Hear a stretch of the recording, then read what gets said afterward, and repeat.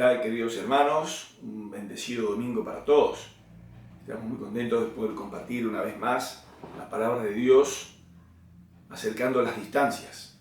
Quisiera que pudiéramos compartir la enseñanza en este día del capítulo número 3 de Génesis. Vamos a mirar 3 cuadros en esta oportunidad, y en el primer lugar vamos a ver el cuadro de la tentación. A poquito, en los albores de la creación del ser humano, tenemos esta parte de la historia, ¿no? Dice Génesis capítulo 3, versículo 1.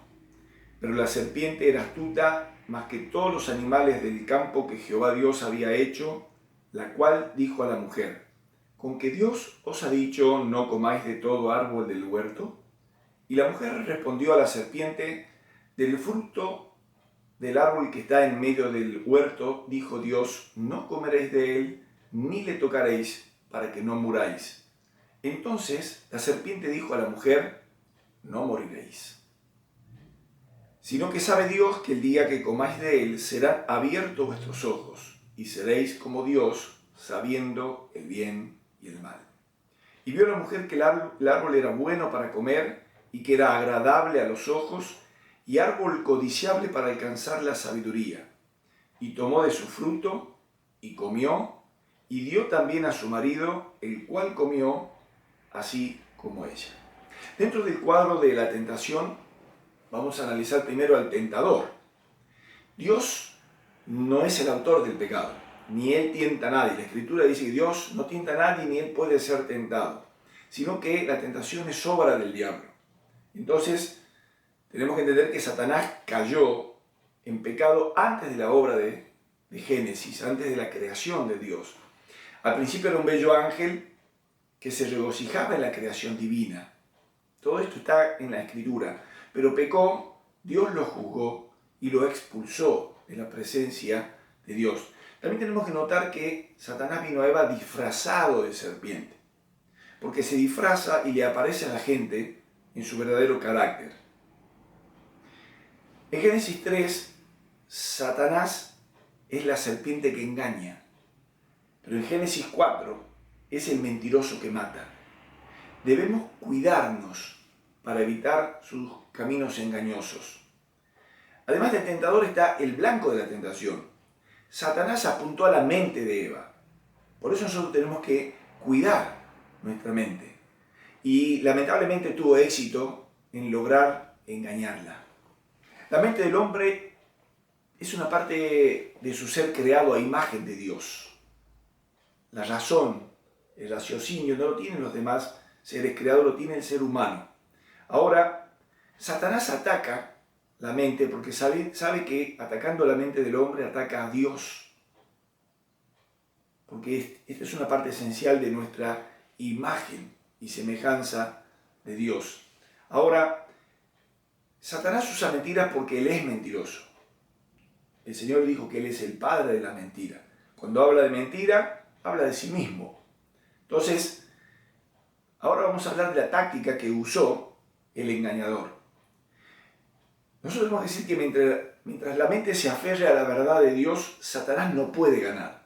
Por eso dijimos, ataca la mente, y con Eva lo consiguió su propósito. Y lo mismo lo hace todo el tiempo con las personas. Entonces, una vez que la mente duda de la palabra de Dios, hay campo para que se introduzcan las mentiras del diablo. Satanás cuestiona la palabra de Dios. Esta es la estrategia de él.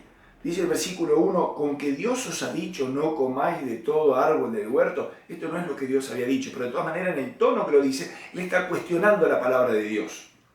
En segundo lugar, él niega la palabra de Dios. Dice el versículo 4, entonces dijo a la mujer, no moriréis. Dios le había dicho a Adán, el día que comas, ciertamente morirás. Fue contundente el dictamen de Dios. El diablo dijo, no moriréis. Miente. Y además, no solo que cuestiona, no solo que niega la palabra de Dios, sino que la sustituye con sus propias mentiras. Dice el versículo 5, sino que sabe Dios que el día que comáis de él serán abiertos vuestros ojos y seréis como Dios, sabiendo el bien y el mal. Sustituye la verdad de Dios con sus propias mentiras. tenemos que notar que Satanás procura socavar nuestra fe en la bondad de Dios. Le sugirió a Eva, que Dios le estaba privando de algo bueno. Y eso es lo que nos hace pensar muchas veces, que nos estamos perdiendo lo bueno del mundo, que nos estamos perdiendo las buenas cosas de la vida. Y acá le está diciendo, es un árbol codicioso para comer, es un árbol bueno a toda prueba, a todas luces. Pruébenlo, no pasa nada. Ahora, cuando cuestionamos la bondad de Dios y dudamos de su amor, jugamos precisamente en las manos del diablo con las herramientas del diablo, quien hace que la tentación parezca algo maravilloso. Entonces le hace una oferta y dice, seréis como Dios. Esto es lo que el hombre siempre quiso escuchar, ser como Dios o ser un Dios. Y esta oferta del diablo fue estratégica, porque él es expulsado del cielo precisamente porque él quiso ser como Dios. Y sabía que tentándolos de esta manera lograría lo mismo que pasó con él, ser expulsados de la presencia de Dios. Entonces, fíjense que esto luego se traslada al Nuevo Testamento y dice que Satanás no solo se contentó con contentar al hombre, sino contentar al Hijo de Dios. Y le dijo al Salvador, todo esto te daré, si postrado me adorares. Pero además de la táctica, está la tragedia. Eva no debió haberle dado lugar al diablo. Una de las grandes tragedias de nuestra vida cristiana es darle lugar al diablo, que hoy, disfrazado de ángel de luz, toma muchísimas formas que son atractivas, que son seductoras y nos hacen caer. La palabra del Nuevo Testamento dice, como un mandamiento, no le den lugar al diablo. Eva le dio lugar y cayó. Nos preguntamos dónde estaba Adán durante la conversación entre Eva y la serpiente. En cualquier caso, Eva quitó la palabra al omitir de todos los árboles pueden comer. Ella dijo, de los frutos se pueden comer. Dios le dijo, de todos los árboles pueden comer, pero además añadió a la palabra de Dios al decir, ni le tocaréis. Dios no había dicho que no podían tocarlo, dijo, no coman, no coman. Y cambió la palabra de Dios. No solo que añadió a la palabra, no solo que en un momento omitió a la palabra, sino que dentro de la misma estrategia del diablo, el diablo ya estaba logrando algo extraordinario, le dijo, no moriréis, para que no muramos. Dios dijo, morirán. Ella dijo, para que no muramos, no tenemos que comer. Ahora, en el versículo 6, vemos la trágica operación. Dice, y vio la mujer que el árbol era bueno para comer y que era agradable a los ojos y árbol codiciable para alcanzar la sabiduría. Bueno, aquí vemos los deseos de la carne. Dice que era bueno para comer. Los deseos de los ojos. Era agradable a los ojos. El orgullo de la vida, la vanagloria de la vida, codiciable para alcanzar sabiduría. Es exactamente de lo que nos advierte Juan en su carta, en la primera carta, en el capítulo 2 y versículo 15. Y esto nos hace ver otra verdad que también se refleja en nuestra humanidad, y es que es difícil pecar solo. Hay algo en nosotros que nos hace querer pecar con otros. Por eso Eva, cuando ella se da cuenta de lo que ha hecho, va y le convida a su esposo. Pero no vamos a dejar la culpa en Eva. Evidentemente Adán pecó deliberadamente y sumergió a la humanidad bajo el juicio de Dios. El segundo cuadro, el cuadro de la condenación, dice el versículo 7. Entonces fueron abiertos los ojos de ambos y conocieron que estaban desnudos. Entonces cosieron hojas de higuera y se hicieron delantales. Y oyeron la voz de Jehová Dios que se paseaba en el huerto al aire del día, y el hombre y su mujer se escondieron de la presencia de Jehová Dios entre los árboles del huerto. Mas Jehová Dios llamó al hombre y le dijo, ¿dónde estás tú? Y él respondió, oí tu voz en el huerto y tuve miedo porque estaba desnudo y me escondí. Y Dios le dijo, ¿quién te enseñó que estabas desnudo? ¿Has comido del árbol de que yo te mandé no comieses? Y el hombre respondió, la mujer que me diste por compañera me dio del árbol y yo comí. Entonces Jehová Dios dijo a la mujer, ¿qué es lo que has hecho? Y dijo la mujer, la serpiente me engañó y comí. Y Jehová Dios dijo a la serpiente, por cuanto esto hiciste, maldita serás entre las bestias del campo y entre todos los animales del campo. Sobre tu pecho andarás, y polvo comerás todos los días de tu vida. Y pondré enemistad entre ti y la mujer, y entre tu simiente y la simiente suya. Esta te herirá en la cabeza, y tú le herirás en el calcañar. A la mujer dijo, multiplicaré en gran manera los dolores de tus preñeces. Con dolor darás a luz tus hijos, y tu deseo será para tu marido, y él se enseñoreará de ti. Y al hombre dijo, por cuanto obedeciste a la voz de tu mujer y comiste del árbol de que te mandé diciendo, no comerás de él. Maldita será la tierra por tu causa, con dolor comerás de ella todos los días de tu vida. Espinos y cardos te producirá y comerás plantas del campo. Con el sudor de tu rostro comerás el pan hasta que vuelvas a la tierra, porque de ella fuiste tomado. Pues polvo eres y al polvo volverás. Aquí en la condenación vamos a ver tres tópicos. Primero, la condenación interna. De inmediato vino la pérdida de la inocencia y la gloria y un sentido de culpa. Estaban hechos a la imagen de Dios, ahora tienen vergüenza. Trataron de cubrir su desnudez con sus obras. Ellos cosieron delantales de hoja de higuera, ropaje que Dios no aceptó. Aún más, vemos una pérdida del deseo de comunión con Dios. ¿Por qué? Estos son resultados, consecuencias del pecado. Cuando oyeron que Dios se acercaba, se escondieron. La culpa, el temor, la vergüenza rompieron la comunión con Dios. Esa comunión que disfrutaban antes de su desobediencia. Notemos también que hubo una actitud creciente de autodefensa. Es también otro síntoma de cuando pecamos. El hombre le echó la culpa a la mujer le echó la culpa a la serpiente. El hombre dijo, la mujer que me diste por compañera. Significa que no solo le echó la culpa a la mujer, sino que le echó la culpa a Dios. Y la mujer le echó la culpa a la serpiente. Vemos aquí el trágico efecto del pecado. Pero también en el cuadro de la condenación hay una condenación externa. Es probable que la serpiente que Satanás usó no era la criatura rastrera que nosotros conocemos, porque su nombre tiene que ver con brillo, con gloria. Fue un animal evidentemente bello que Dios había creado, pero debido a que la criatura se sometió a Satanás y participó de la tentación, fue juzgada y condenada a arrastrarse en el polvo. El pecado de nuestros primeros padres les atrajo juicio. Hemos leído acá que el juicio de la mujer incluyó concepción con dolor y fue puesta bajo la sujeción de su esposo. Y para el hombre, el juicio involucra su trabajo.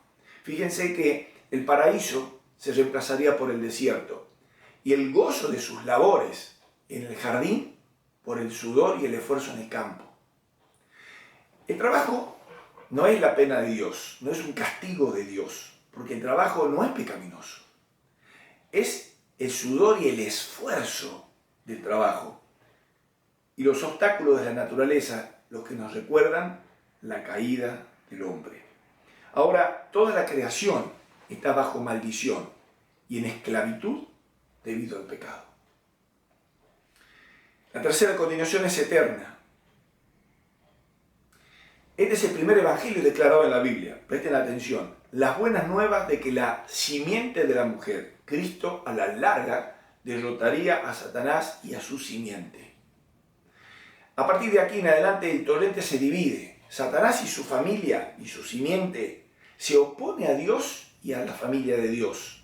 Dios mismo puso enemistad, hostilidad entre ellas y llevará al clímax la guerra cuando arroje a Satanás al infierno.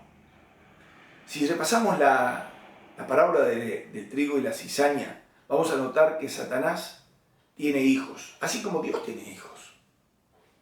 En Génesis 4, Caín mata a Abel. Y en 1 Juan nos informa que Caín era del maligno, dice. Está diciendo que era un hijo del diablo. El Antiguo Testamento es la historia de dos simientes en conflicto. El Nuevo Testamento nos narra el nacimiento de Cristo y su victoria sobre Satanás mediante la cruz. Pero llegamos al tercer cuadro, el cuadro de la salvación. Dice capítulo 3, versículo 20, y llamó a Adán el nombre de su mujer Eva, por cuanto ella es madre de todos los vivientes. Jehová Dios hizo al hombre y a su mujer túnica de pieles y los vistió. Y dijo Jehová Dios, he aquí el hombre es como uno de nosotros, sabiendo el bien y el mal. Ahora pues, que no se alargue su mano y tome también del árbol de la vida, que hay otro árbol, el árbol de la vida, y coma y viva para siempre. Y lo sacó Jehová del huerto del Edén para que labrase la tierra de que fue tomada.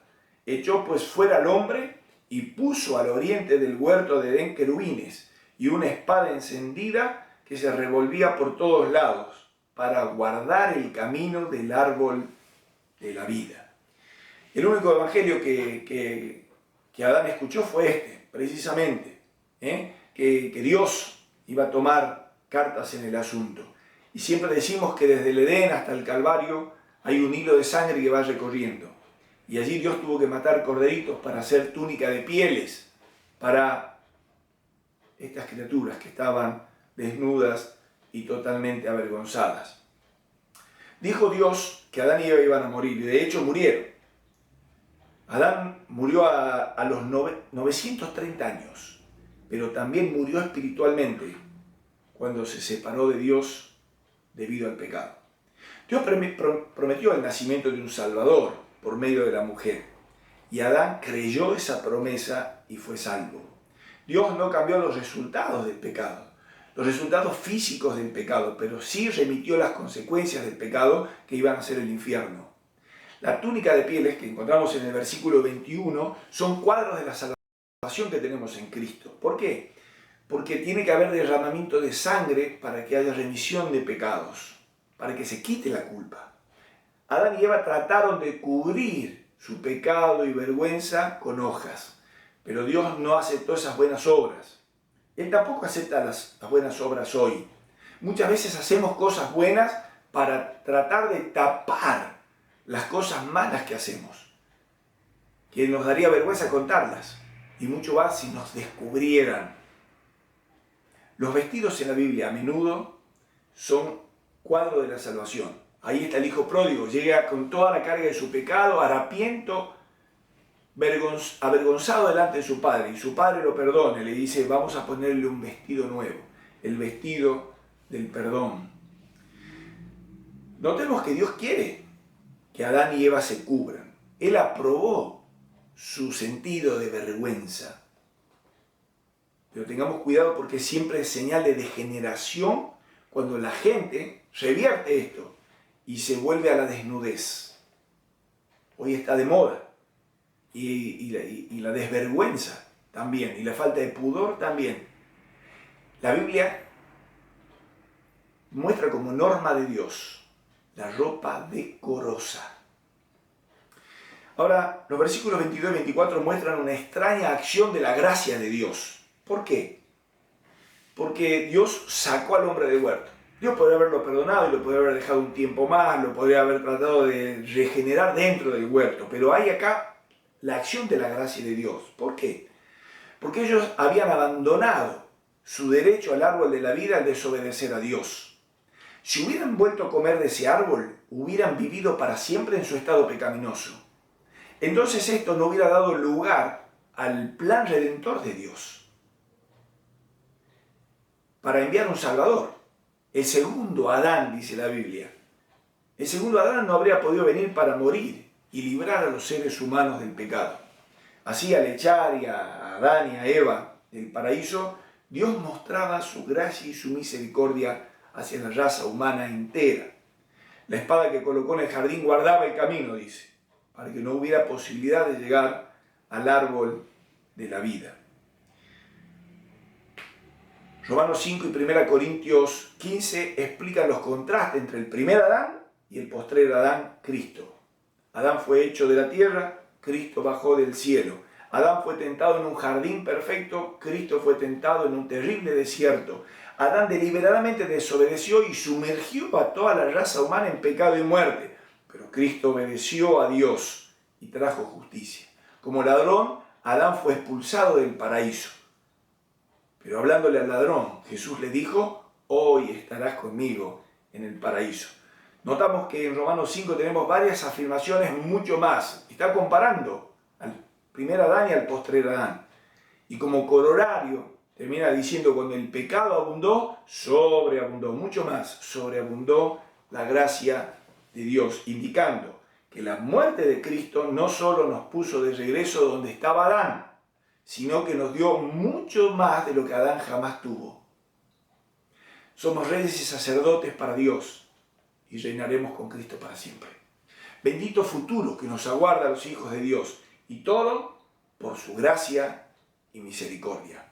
Tal vez hay quien en este día recibe este mensaje y reconoce que todavía está viviendo la tragedia y la vergüenza del pecado sobre su mente y sobre su conciencia, y tal vez las consecuencias de su pecado, que lo mantienen alejado de Dios, el Creador. En este día, Dios querido también quiere ser tu Salvador. ¿Quieres ser salvado de una eternidad sin Dios? ¿Quieres cambiar de padre? Tienes que reconocer tu pecado. Pueden ser muchos, pueden ser graves, pero hay que reconocerlos. En segundo lugar, hay que arrepentirse. ¿Qué implica arrepentirse? Y tener conciencia de que cada pecado ha ofendido a un Dios santo. Y en tercer lugar, hay que pedir perdón. ¿Te reconoces pecador? ¿Estás arrepentido? Hay que pedir perdón. Tal vez no te acuerdas de todos tus pecados, seguramente que no.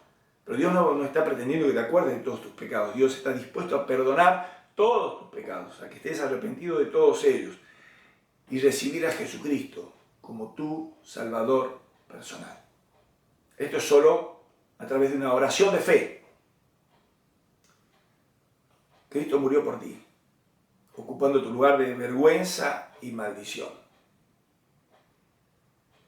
El que no había cometido pecado, Dios lo hizo pecado por nosotros. Querido, yo te invito a hacer una oración de fe en este día y decirle, Dios mío, reconozco que soy pecador. Estoy arrepentido por todos mis pecados y te pido perdón por todos ellos. Yo acepto por fe a Jesucristo como mi Salvador personal. Si haces esto, si haces una oración así o con tus propias palabras, dirigidas a Dios, en la conciencia y la seguridad de que Dios te escucha, si lo haces honestamente, Dios te habrá de no solo oír, sino también perdonar. Y pasarás a ser un hijo de Dios, y tu futuro será la eternidad junto al Padre en los cielos. Que Dios nos bendiga a todos.